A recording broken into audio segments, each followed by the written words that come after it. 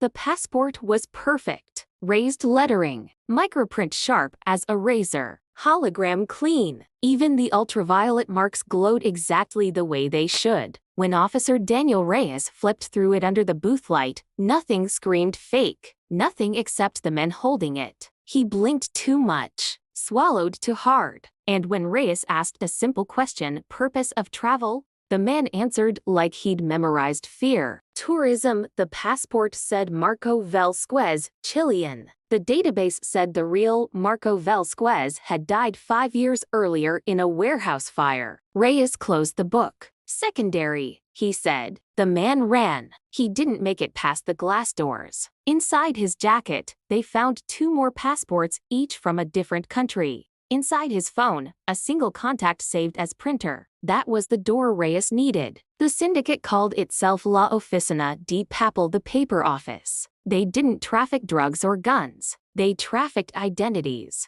Refugees, criminals, spies, fugitives, anyone with enough money could be reborn. The operation stretched across Latin America, Europe, and Asia. Birth records altered. Death certificates forged. Entire histories written overnight. The printers worked in basements and back rooms using stolen government equipment, and insiders paid to look away. A real passport wasn't printed. It was resurrected. Reyes followed the trail to a print shop disguised as a wedding invitation business. Lace samples in the window. Gold lettering. Inside, machines hummed softly, offset printers calibrated to perfection. They found passports hanging to dry like photographs. Brazilian, Spanish, Canadian, Nigerian. Dozens of lives waiting to be worn. But the syndicate's leader was already gone. Her name was Isabella Cruz. She had once been a government records officer, brilliant, invisible, underpaid. When her brother was deported using a forged document and disappeared, she learned the system from the inside. Now she owned it.